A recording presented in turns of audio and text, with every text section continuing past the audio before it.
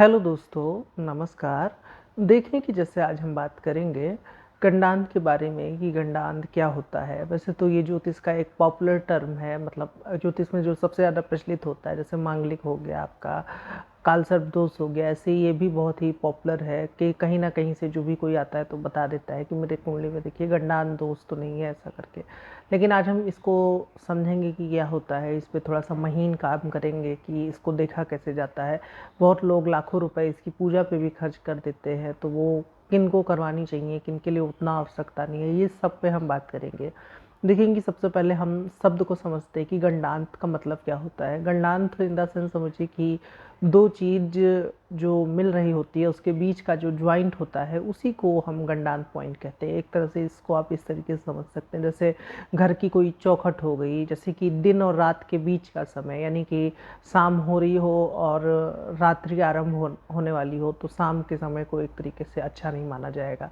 इसी तरीके से दो ऋतु के मध्य भी गंडांत होता है, तिथि के मध्य गंडांत होता है। तो आज हम तीन तरह के गंडांत के बारे में बात करेंगे, जो कि बताया गया बीपीएचएस में कि एक तिथि गंडांत, लग्न गंडांत और नक्षत्र गंडांत। सबसे ज़्यादा जो बुरा प्रभाव होता है वो नक्षत्र का होता है, फिर उसके बाद लग्न का, फिर तिथि का। तो इसको एक एक करके हम समझने का प्रयास करेंगे कि ये होता क्या है, किन कुंडलियों पे ज़्यादा असर देता है। देखिए कि सबसे पहले इसको आप इस तरीके से समझिए कि मान लीजिए किसी व्यक्ति का जन्म है, वो तिथि के अंत में हो रहा है। क्या मतलब हुआ, जैसे तिथि आपने सुना होगा, जैसे कि पूर्णिमा की तिथि होती है, अमावस्या की तिथि होती है, नंदा तिथि होती है, जया तिथि होती है। इसी तरीके से तिथि के नाम बताए गए हैं। आप इसको इस तरीके से समझिए कि अगर मान लीजिए कि आप चंद्रमा के दोनों दो भाग करेंगे, कहने का मतलब है जैसे एक कृष्ण पक्ष का चंद्रमा, एक शुक्ल पक्ष का चंद्रमा। शुक्ल पक्ष का चंद्रमा अपने गोल चांद की ओर बढ़ता है और जो कृष्ण पक्ष का चंद्रमा होता है वो धीरे धीरे घटता है। तो समझिए कि मान लीजिए कि यदि आपको मैं टेबल दिखाता हूँ, सबसे पहले तो देखिए कि आपको एक टेबल दिख रही होगी। इसमें देखिए कि जो भी पूर्ण तिथि बताई गई है और जो भी नंदा तिथि बताई गई है, इन दोनों के ही अंत और प्रारंभ में तिथि गंडांत एग्जिस्ट करता है। कहने का मतलब है जब भी पूर्ण तिथि समाप्त हो रही हो, यानी कि 5वीं तिथि है, 10वीं तिथि है या फिर 15वीं तिथि है। 15वीं तिथि को शुक्ल पक्ष होगा तो पूर्णिमा पड़ता है और कृष्ण पक्ष होगा तो उस दिन अमावस्या पड़ता है। लेकिन मान लीजिए कि ये जैसे तिथि समाप्त होगी और नंदा तिथि शुरू होगी, यानी कि 15वीं तिथि समाप्त होगी और पहली तिथि शुरू होगी, तो इसके बीच का जो दो घटी है, दो घटी का मतलब 48 मिनट है, इसको ही गंडांत माना गया है। अभी इसको मैं समझाऊंगा कि ये क्या होता है। तो देखिए कि इसी के मध्य को गंडांत कहा गया है। कहने का मतलब है आप जब कुंडली देखते हैं तो उसमें पहला पन्ना पंचांग का होता है, तो उसमें ये सारी आपको जानकारी मिल जाएगी कि तिथि कब से कब शुरू होती है, कब ख़त्म होती है। वैसे तो तिथि जो सूर्योदय के बाद 2-3 घंटे तक रहती है उसी को पूरे दिन तिथि माना जाता है, लेकिन जो बच्चा जब जन्म लेता है तो जन्म के समय क्या तिथि चल रही है उसको माना जाता है। लेकिन अगर हम वैसे देखें तो सुबह की ही तिथि काउंट करते हैं, लेकिन बच्चे के जन्म के समय वो खैर अलग कॉन्सेप्ट हो जाएगा। मतलब कहने का मतलब है कि तिथि वैसे तो दो तरह से प्रचलित है, एक सुबह वाली जो कि रात भर रहती है, लेकिन बच्चे के जन्म के समय जो जन्म के समय तिथि है उसी को हम लेते हैं। तो खैर देखिए कि इसको आप समझिएगा, जो आपको देखिए कॉलम दिख रहा होगा कृष्ण पक्ष और शुक्ल पक्ष। कहने का मतलब है यहाँ पे जहाँ जहाँ पे कट लगा है वो विशेष बुरा गंडांत है तिथि का, और जो जहाँ पे कट नहीं लगा है या एक कट लगा है वो एक कट वाला थोड़ा कम बुरा, और जहाँ पे कट नहीं लगा है वो सामान्य बुरा में काउंट होगा, उतना बुरा नहीं है। तो कहने का मतलब है लेकिन जो सबसे बुरा होता है वो होता है जब भी कभी जैसे कि अमावस्या हो। अमावस्या का मतलब जो कृष्ण पक्ष की रात होती है जिसमें कि चाँद एकदम नहीं निकलता है, उसके पास एक भी कला नहीं होती है, और जैसे ही वो तिथि समाप्त हो रही हो और नंदा तिथि यानी कि जो शुक्ल पक्ष की प्रथम तिथि जब शुरू होती है उसके बीच यदि किसी का जन्म हो जाए और ठीक 48 मिनट का जो स्पैम होता है, 48 मिनट यानी हमारे समय से 48 मिनट, और जो वैसे बताया गया दो घटी, तो एक घटी में 24 मिनट, तो उसको 48 मिनट कहा गया है। तो उस समय जन्म हो जाए तो वो बुरा माना जाएगा। कहने का मतलब है मान लीजिए कि जैसे कोई बच्चा है, जैसे मान लीजिए कि आज अमावस्या रात के 11 बजे ख़त्म हो जाएगी और नंदा तिथि यानी कि प्रथमी तिथि शुक्ल की वो स्टार्ट हो जाएगी, तो ठीक मान लीजिए कि कोई बच्चा जो 10:50 पे पैदा हुआ है वो गंडांत में गिना जाएगा, क्योंकि वो एकदम आखिरी पॉइंट पे है जब तिथि ख़त्म हो रही हो और दूसरी तिथि शुरू हो रही हो, तो बीच के 48 मिनट को ही हम तिथि गंडांत में लेते हैं। तो ये हो गया। इसके बाद जो ये सबसे बुरा है। अच्छा, क्यों बुरा है? क्योंकि जाहिर सी बात है, एक तो पहले अमावस्या का जन्म, चंद्रमा कमज़ोर हो गया, और एक तो मान लीजिए कि जैसे कि जन्मावस्या का फिर उसके बाद बच्चे का जन्म गंडान तिथि में भी हो गया तो ये थोड़ा ज़्यादा बुरा है। यदि कुंडली में मान लीजिए कि जन्मा कुछ ऐसे गंडान नक्षत्र में भी बैठा हो जिस पे भी अभी हम बात करेंगे, और या फिर मान लीजिए कि उस पर अन्य पापी ग्रहों का प्रभाव है, तो फिर ये हेल्थ पे बहुत बुरा असर आ सकता है। अभी इसके असर पे भी हम बात करेंगे। तो ये हो गया कि ये जो सबसे बुरा स्पैम है कि अमावस्या की जो तिथि गंडांत होती है इसको सबसे बुरा कहते हैं।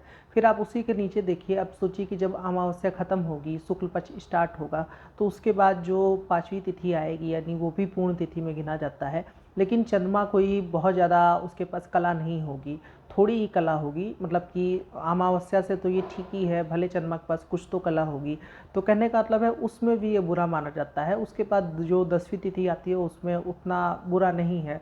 और ऐसे ही मान लीजिए कि कृष्ण पक्ष में आइए, तो कृष्ण पक्ष की जो 10वीं तिथि होती है और जो नंदा तिथि 11वीं शुरू हो रही होती है, जैसे एकादशी कहते हैं, वहाँ पे भी ये थोड़ा गड़बड़ है क्योंकि चंद्रमा घटने की ओर बढ़ रहा है, मतलब वो घटेगा। तो कुल मिलाकर के आप इसको इस तरीके से समझ सकते हैं कि चंद्रमा के पास, यदि बीच का चंद्रमा है उसके पास थोड़ी बहुत कला है तो थोड़ा कम बुरा है। यदि पूर्णिमा के तरफ का जन्म है तो फिर ये उतना बुरा नहीं है। तो कुल मिलाकर के ये तिथि गंडांत का कॉन्सेप्ट था। अब हम इसके रिजल्ट पे बात करते हैं कि यदि कुंडली में तिथि गंडांत का दोष हो तो फिर क्या हो सकता है। देखिए कि यदि मान लीजिए कि कुंडली में और कोई दोष नहीं है, जैसे कि नक्षत्र का गंडांत नहीं है या बाकी जो हेल्थ इशू देखे जाते हैं वो नहीं है, तो फिर ये इतना बुरा नहीं है। सामान्यतः ये हो सकता है कि जैसे कि कई लोगों से मैंने सुना है जिनका ये होता है कि उनका काम जिस दिन एकदम तय होता है कि इस दिन बन जाएगा, उस दिन नहीं होता है, किसी और दिन होता है, मतलब उसमें लेट हो जाती है, थोड़ा सा डिले होता है। तो एक तो ये इसकी सबसे ज़्यादा परेशानी देखी गई है। उसके बाद यदि मान लीजिए कि कुंडली में यदि कुछ और मेजर हेल्थ इशू है, चंद्रमा भी जैसे कि अभी जो हम चंद्रमा के गंडांत पे बात करेंगे उन नक्षत्रों में गया है, ठीक है, लग्नेश कमज़ोर है, तो फिर ये हेल्थ पे थोड़ा बुरा असर दिखाता है। और एक जैसे कि आप जब पंचांग देखते होंगे तो उसमें एक घात चक्र करके भी दिया रहता है, तो उसमें जो तिथि मेंशन होती है उस तिथि के साथ और जो घात चक्र के नक्षत्र बताए जाते हैं वैसा जब योग होता है तो उसमें भी जातक के बीमार पड़ने की संभावना ज़्यादा बढ़ जाती है। तो कहने का मतलब है कि ये कुछ इसके मतलब कि अच्छे और बुरे योग देखे जा सकते हैं। और देखें कि एक इसकी अच्छी बात भी है, ऐसा नहीं है कि मतलब गंडांत, मैं एक बात बता दूं कि गंडांत का मतलब ये नहीं होगा कि आप मटेरियलिस्टिक गेन नहीं कर पाएंगे, ये आपके पैसे पे कोई असर डाल देगा, ऐसा कुछ नहीं है। बस थोड़ा सा ये है कि जैसे कि व्यक्ति के ऊपर कोई जैसे बोझ आ जाता है, किसी का वो करता है, एक तरीके से समझ लीजिए कोई कर्ज है, तो थोड़ा सा ये हो सकता है उसकी कुछ हेल्थ पे ख़राब हो जाए, उसके जन्म के बाद उसके परिवार में किसी की हेल्थ बिगड़ जाए, तो ये सारी चीज़ें गंडांत का जो रिजल्ट है वो बताया जाता है। बाकी एकाग्रता में कार्य करने के लिए, व्यक्ति बोल्ड डिसीजन लेने के लिए, निर्णय लेने के लिए, इन सब शक्ति को बढ़ाता भी है गंडांत का जन्म होना, तो ये भी इसका एक पॉजिटिव पॉइंट के रूप में आप देख सकते हैं। तो पहले आपको यदि तिथि गंडांत मिल जाए तो बहुत कोई परेशान होने की बात नहीं है। अगर आप उसमें अवकाड़ा चक्र, घात चक्र भी रहता है पंचांग में, तो आप घात चक्र से तिथि को देख करके उस तिथि के अनुसार जातक को सावधान कर सकते हैं कि इन तिथि में, नक्षत्र में, योग में आपको सावधान रहना है। उसके बाद ये आपको थोड़ा नहीं समझ में आ रहा होगा, लेकिन मैं थोड़ा बता देता हूँ कि घात चक्र का मतलब क्या होता है। जैसे हमारा जो जन्म नक्षत्र होता है उसी के आधार पे, जैसे कि हमारी जन्म तिथि है, करण है, योग है, इसी तरह पे एक घात चक्र बनाया जाता है कि इस करण, इस योग, इस तिथि, इस नक्षत्र में आपको कुछ घात आघात लगने की संभावना होती है। इस पे तो खैर पूरा पूरा वीडियो बन सकता है, लेकिन थोड़ा सा इसको समझ लीजिए कि जब भी कभी जैसे कि मान लीजिए कि किसी का घात चक्र में आया कि कृष्ण चतुर्दशी उसके लिए अच्छी तिथि नहीं है, तो कृष्ण चतुर्थी उसमें कोई नक्षत्र भी होगा घात चक्र में, तो मान लीजिए कि उसमें एक अनुराधा है, तो किसी दिन अनुराधा नक्षत्र के दिन ही कृष्ण चतुर्दशी पड़ जाए, करण भी वो पड़ जाए, तो वो समय जातक के लिए विशेष बुरा होगा यदि गंडांत का है। और सामान्य है तो फिर वो सामान्य बुरा होता है, यानी गंडांत का दोष नहीं है तो फिर वो सामान्य बुरे में निकल जाता है। तो एक ये आप इसको जोड़ के देख सकते हैं। खैर अब हम अपने विषय पर रहते हैं, अब हम नक्षत्र गंडांत के बारे में बात करते हैं। देखें कि ये सबसे ज़्यादा यही पॉपुलर है कि बच्चे का मूला में जन्म हो गया, पिता का वो चेहरा नहीं देखेगा, ज्येष्ठा में हो गया, मतलब बहुत ज़्यादा कई, मतलब इसके उत्तर भारत में तो सबसे ज़्यादा यही प्रचलित है कि गणनाथ में जन्म नहीं होना चाहिए। कई लोग जो सी सेक्शन के लिए आते हैं वो मतलब उसी दिन अगर वो नक्षत्र हो जाए तो उसका वो लोग मतलब बहुत एक तरीके से कहते हैं कि इस दिन को नहीं चुनना चाहिए, जबकि इसमें से कुछ नक्षत्र बहुत अच्छे होते हैं, अश्वनी हो गया, मघा हो गया। तो इस पे हम थोड़ा सा देखेंगे कि इसमें क्या क्या अंतर आता है, कौन सा गणनाथ ज़्यादा बुरा है।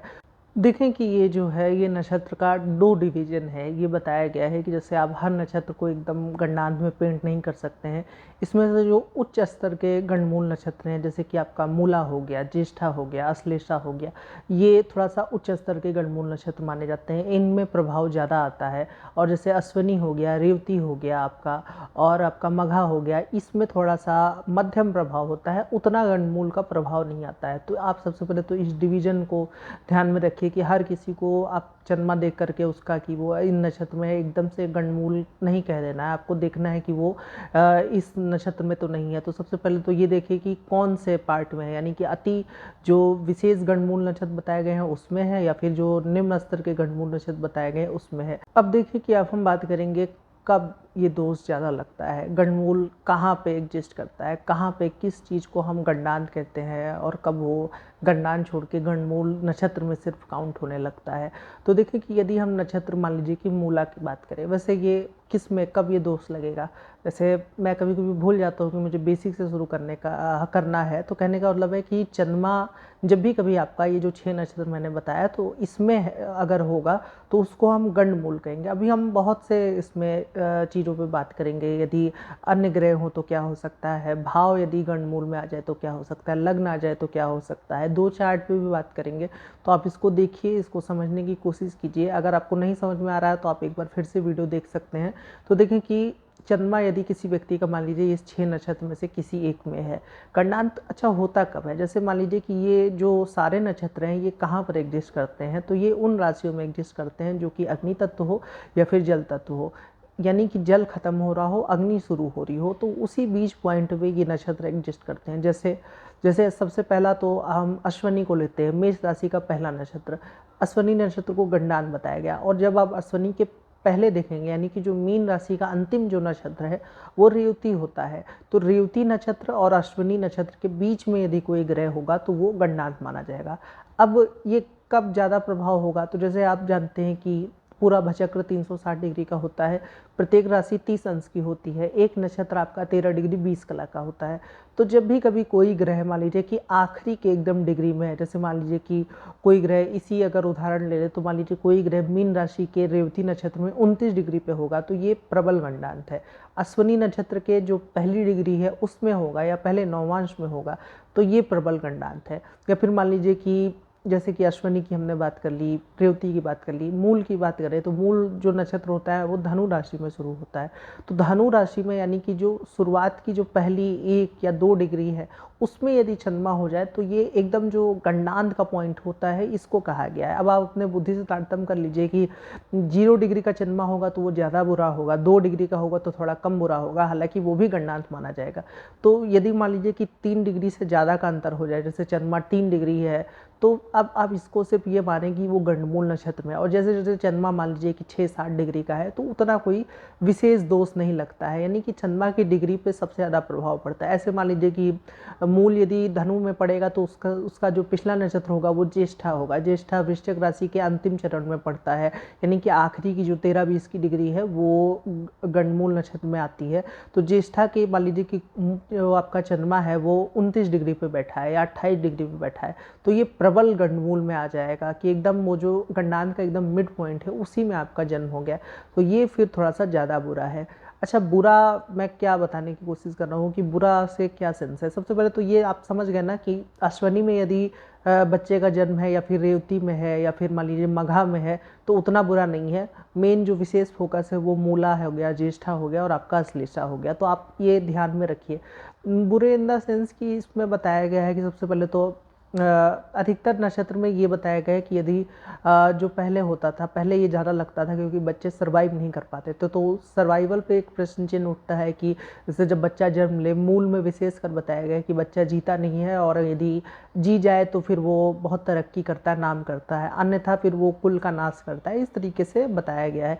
और अधिकतर में जैसे कि बताया गया है कि पिता को कष्ट होता है, पिता की मृत्यु हो जाए, और लड़की का चार्ट हो तो लड़की को कष्ट इफ़ेक्ट होता है, घर में किसी को बच्चे के जन्म के बाद परेशानी आना शुरू हो जाए, ऐसे करके चीज़ें बताई गई हैं। लेकिन विशेष जो इसका फल होता है वो हेल्थ पे होता है कि बच्चे की जो हेल्थ होती है वो डाउन हो सकती है। यदि मान लीजिए लगनेस पीड़ित है, कई ग्रह छठे 8वें में बैठे हैं तो दिक्कत ज़्यादा बढ़ सकती है। तो आप मेरे ख्याल से इसको समझ गए होंगे कि कब गणनांत ज़्यादा गणनांत का स्तर काउंट होगा, जब एकदम मिड पॉइंट में हो, यानी कि 29 डिग्री एकदम ख़त्म हो रही हो, 1 डिग्री शुरू हो रही हो, वहाँ पर चंद्रमा हो तो ये ज़्यादा बुरा है।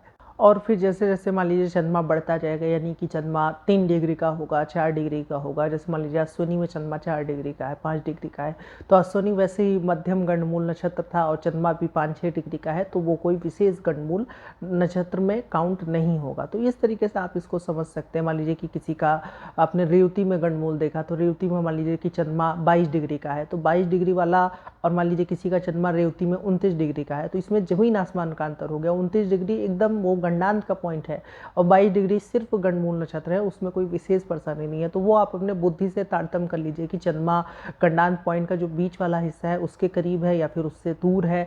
दूर है तो कितना दूर है? मान लीजिए कि चंद्रमा किसी का मूल नक्षत्र में 11 डिग्री का है, वो थोड़ा नहीं गंडांत में गिना जाएगा।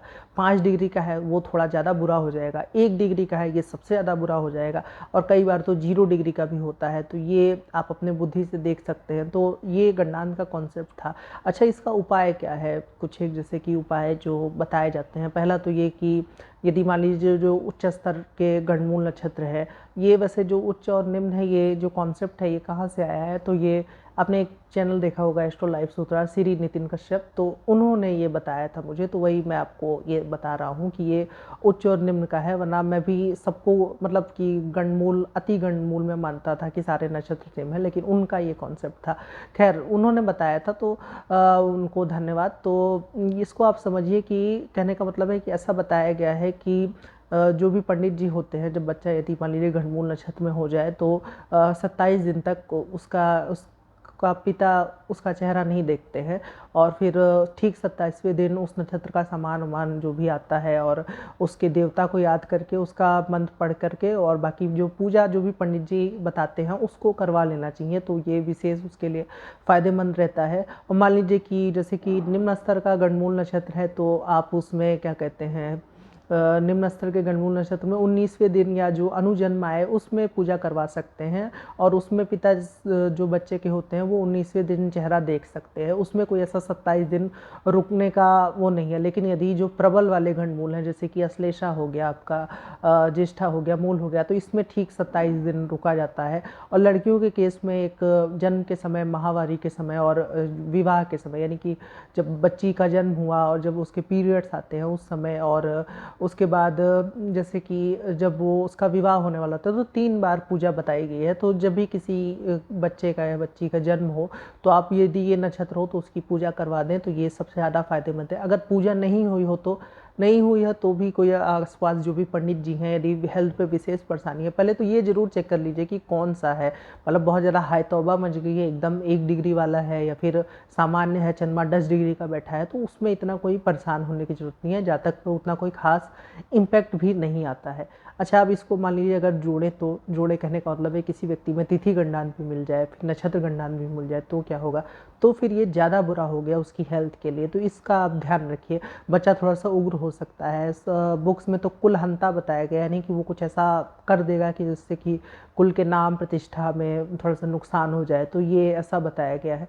खैर, अब देखें कि हम कुछ एक चार्ट पे भी बात करते हैं कि ये कैसे काम करता है, गणनान नक्षत्र को कैसे देखा जाता है। ये कुंडली कर्क लग्न की कुंडली है। इसमें देखिए कि लग्न में केतु बैठा है, और जो लग्नेश बना वो आपका धनु राशि में 0 अंश का बैठा है, कि यानी कि चंद्रमा जो है वो गणमूल नक्षत्र में है। अब देखिए कि यहाँ पे 2 बातें हैं, ना सिर्फ चंद्रमा आपका गणमूल नक्षत्र में है, बल्कि वो एक तो अति गणनांत में है, ऊपर से वो लग्नेश भी चंद्रमा कुंडली का बनेगा, तो वो भी एक तरीके से गणनांत में हो। ऊपर से लग्न में केतु बैठा है, तो कुछ एक सडन अनयूजुअल होने की संभावना को ये दिखा रहा है। ये 2009 के जैसे बच्चे का चार्ट है, और इसमें हुआ क्या कि चार्ट में कि जैसे छोटा बच्चा जो होता नहीं है, क्योंकि घर भर में पतंग का प्रचलन था, तो बच्चा भी छोटी उम्र से ही पतंग उड़ाता था, 3-4 साल से, वो हाथ में डोरा लगा करके। तो उसमें हुआ क्या कि वो एक दिन पतंग उड़ा रहा था और छत से ही वो गिर गया, तो एक तरीके से उसका मतलब वहीं ऑन स्पॉट डेथ हो गई। तो ये एक इशू इस चार्ट में था कि, और देखिए कि ये जिस दशा में हुआ 2015 की बात है, करीब 6-7 साल की उम्र रही होगी।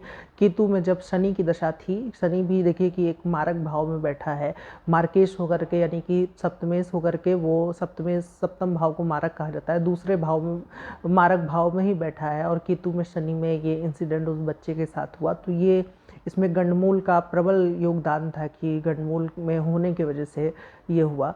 अब देखें कि अब हम दूसरे चार्ट पे बात करते हैं। ये जो दूसरा चार्ट है, इसमें इसमें तो सब कुछ ठीक लग रहा है, इसमें क्या दिक्कत हो सकती है। देखें कि अब इसमें हम भाव के बारे में बात करेंगे, जो अभी मैं बता रहा था कि बाकी ग्रह और उसमें अगर वो गंडांत में पहुंच जाए तो क्या होगा। देखें कि जैसे मान लीजिए कि वृषभ लग्न है इनमें, इनके चार्ट में, और जो तीसरा भाव है वहाँ पर देखिए कि आपका चंद्रमा है, चंद्रमा इनका 28 डिग्री का है, और लग्न भी करीब वही 26 डिग्री का है। कहने का मतलब है यदि आप लग्न की डिग्री को, अगर आप जैसे कि जो समान डिग्री वाला भाव चलित है, यानी कि समविभाजन भाव चलित है, भाव चलित पर भी मेरा वीडियो है, आप चाहे तो उसको देख सकते हैं। तो खैर देखें कि अगर आप उस 26 डिग्री को आप तीसरे भाव में या सभी भाव में बैठाएंगे, तो जो आपका तीसरा भाव होगा वहाँ पर भी 26 डिग्री पड़ेगी, वहाँ पर कोई नक्षत्र पड़ेगा, तो वो जो नक्षत्र पड़ेगा वो वहाँ पर आपका अश्लेषा नक्षत्र पड़ेगा। और कहने का मतलब है कि अश्लेषा नक्षत्र, ऊपर से चंद्रमा भी अश्लेषा नक्षत्र में, तो यानी कि भाव और भावेश दोनों ही अश्लेषा नक्षत्र के प्रभाव में आ गए। तो अब जब अश्लेषा नक्षत्र के प्रभाव में आ गया, ऊपर से इस पर आप देखिए कि शनि की दृष्टि भी है, तो यानी कि तीसरे भाव पर शनि की दृष्टि है, उसके स्वामी पर शनि की दृष्टि है, चंद्रमा पर, और शनि के साथ जो उसका कारक होता है छोटे भाई बहनों का, मंगल बैठा है।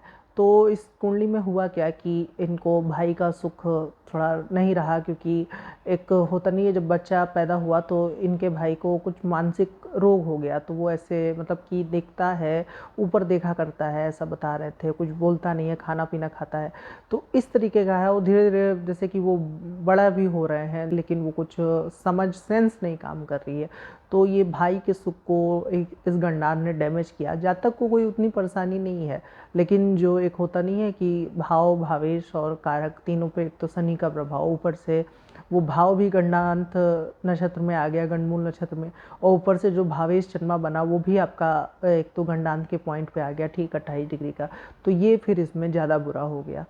कहने का मतलब है कि हम सिर्फ जैसे कि ये ना देखें कि वो जो है वो चंद्रमा गंडमूल नक्षत्र में है, आप ये भी देखिए कि उस भाव के डिग्री पे तो गंडमूल नहीं आ रहा है। जैसे मान लीजिए कि यही जो मान लीजिए कि ये जो कर्क राशि है ये लग्न में आ जाती है ठीक 26 डिग्री की, तो लग्न गंडमूल नक्षत्र में आ जाता तो व्यक्ति पर ज़्यादा बुरा प्रभाव होता। इसी तरीके से तीसरे भाव में, यानी कि गंडमूल का जो सबसे ज़्यादा प्रभाव होगा वो कहाँ पर होगा, तो जीव कारक पे होगा। जीव कारक का मतलब जैसे कि व्यक्ति, मनुष्य, सजीव चीज़ें, जीवित रिश्ते। जैसे मान लीजिए कि चौथे भाव का स्वामी गंडमूल नक्षत्र में है, तो व्यक्ति के जैसे कि जो होता नहीं है डोमेस्टिक पीस के लिए अच्छा नहीं है। नवम भाव में मान लीजिए कि गणनान नक्षत्र की डिग्रियाँ पड़ जाए और उसका स्वामी भी गंडमूल नक्षत्र में हो, तो ये पिता के लिए अच्छा नहीं है। संतान में कई बार ये होता है कि संतान भाव में ही मान लीजिए कि गंडमूल जो नक्षत्र है उसकी डिग्री पड़ जाए उसी भाव में, और उसका स्वामी भी किसी गंडमूल नक्षत्र में बैठा है, तो फिर संतान होने में कष्ट आता है। देखें कि ये किसी भी जैसे कि मेटेरियलिस्टिक थिंग, जैसे कि कहने का मतलब है कि जो जैसे आपका एक तरीके से पैसा हो गया, घर हो गया, गाड़ी हो गई, नौकरी हो गई, इसमें कोई ऐसी विशेष परेशानी नहीं है। परेशानी सिर्फ इसकी हेल्थ में है, व्यक्ति पर है कि व्यक्ति को हो सकता है कुछ मानसिक तौर पे दिक्कत आए, शारीरिक तौर पे दिक्कत आए। शारीरिक दिक्कत तब ज़्यादा हो सकती है जब लग्न भी गंडांत में आ जाए। अच्छा, लग्न कैसे गंडांत में आएगा आपको, मुझे लगता है ये समझ में आ गया। जैसे हम चंद्रमा को देख रहे हैं कि चंद्रमा मूल की 1 डिग्री पे है तो गंडमूल नक्षत्र में आएगा। ऐसे मान लीजिए कि धनु लग्न है और धनु लग्न की ही पहली डिग्री चल रही हो तो वहाँ पे लग्न गंडांत में आ जाएगा। या फिर मान लीजिए कि वृश्चिक लग्न है और लग्न की डिग्री ठीक वही 28-29 है तो ज्येष्ठा नक्षत्र लग्न का नक्षत्र आ जाएगा। तो कहने का मतलब है यदि लग्न का नक्षत्र भी गंडमूल नक्षत्र है तो भी ये परेशानी है। चंद्रमा का नक्षत्र है तो ये ज़्यादा बुरा है, लग्न का थोड़ा सा कम बुरा है। यदि दोनों हो जाए तो फिर ये तो विशेष बुरा हो गया, और ऊपर से तिथि वाला भी आपको देख लेना चाहिए। तो कुल मिलाकर के आज हमने 3 प्रकार के गंडांत के बारे में बात की। एक तिथि गंडांत, ऊपर से फिर उच्च और निम्न स्तर के गंडांत, और कब विशेष कर जब विशेष इसका प्रभाव होता है तो जैसे मैंने बताया कि ठीक यदि मिड पॉइंट पे जन्म हो जाए, चौखट जो जिसको बोलते हैं जैसे घर की चौखट, ऐसे जैसे कि सुबह का जन्म अच्छा नहीं माना जाता है। जब सूर्य मान लीजिए एकदम उदय हो रहा हो, ना तो वो सुबह हो ना रात हो, शाम का जन्म भी अच्छा नहीं माना जाता है। दो ऋतु के मध्य का जन्म अच्छा नहीं माना जाता है। कोई ग्रह जब एक राशि से दूसरे राशि में गोचर कर रहा होता है तो उसका भी जन्म अच्छा नहीं माना जाता है। जैसे सूर्य जब संक्रांति करता हो, या फिर जैसे कि मान लीजिए कि आपका गुरु हो गया, शनि हो गया, तो खैर बड़े ग्रह हैं, लेकिन इनको भी देखना चाहिए कि 0 डिग्री के नहीं है। तो कुल मिलाकर के ये ग्रहों के भी उसमें देखा जाना चाहिए। और विशेष करके जो ऐसे जो नक्षत्र बताए गए गणमूल के, ये जो मैं संक्रांति वाला बता रहा हूँ, ये वैसे हर राशि के लिए लागू होगा। जैसे सूर्य मान लीजिए कि अभी सूर्य मिथुन में है, तो मिथुन से कर्क में जाएगा, तो कर्क में जब जाएगा तो उसका जो मान लीजिए किसी समय वो 29 डिग्री का होगा, उसके बाद अगले दिन वो 1 डिग्री का होगा, तो वो दिन है जो संक्रांति का दिन है, उस दिन यदि बच्चे का जन्म है तो वो अच्छा नहीं माना जाएगा। ये सब भी कुंडली में विशेष तौर पे देखा जाता है। जब चार्ट में जैसे कि हमको कोई जैसे कि विशेष मेजर परेशानी दिख रही हो, लेकिन कुंडली में बाकी ग्रह व्रह अच्छे बैठे हों, लग्न में शुभ ग्रह बैठे हों, तो इसीलिए पहला पन्ना पंचांग का दिया जाता है कि तिथि क्या है, नक्षत्र क्या है, करण क्या है, योग क्या है। ये सब पर भी एक बार मैं सोच रहा हूँ कि इस पर वीडियो बनाऊंगा। अभी मैं कंटेंट इकट्ठा कर रहा हूँ। तो कहने का मतलब ये इसीलिए देखा जाता है कि कहीं बच्चे का जन्म राहु काल में तो नहीं है, यमगंड काल में तो नहीं है। ये सब पहले पन्ने पे बाकायदा लिखा जाता है, घात चक्र, ओकाड़ा चक्र। खैर देखिए कि आज हम गणमूल नक्षत्र पर रहते हैं, तो इसको मैं एक बार समअप करते हुए देखिए कि इसका जो विशेष प्रभाव है वो हेल्थ पे आता है। लग्न और चंद्रमा यदि दोनों गणमूल नक्षत्र में आ जाए तो ये ज़्यादा बुरा है। और मान लीजिए कि सिर्फ एक है और कोई ऐसा जैसे कि भारी भरकम वाला गणमूल नक्षत्र नहीं है, तो इतना कोई घबराने की जरूरत नहीं है। चंद्रमा की डिग्री मान लीजिए कि 22 से 23 की है, या फिर उधर से मान लीजिए कि वो 10 डिग्री का है, 11 डिग्री का है, तो भी इतना कोई परेशान होने की इसमें आवश्यकता नहीं है। बस ये है कि यदि आपका गणमूल नक्षत्र है तो आपको पूजा जरूर करवा लेनी चाहिए। जो भी आपके जैसे कि लोकल पंडित हैं, बच्चे का जन्म हुआ तो उनसे आप पंडित जी से करवा लीजिए। यदि नहीं हुई है आपकी तो आसपास के वो कर देंगे। तो आशा करता हूँ कि आपको ये वीडियो अच्छा लगा होगा। यदि अच्छा लगा है तो आप मेरा वीडियो लाइक कर सकते हैं और मेरे चैनल को जरूर से सब्सक्राइब करें। आज के लिए इतना ही रखते हैं, धन्यवाद।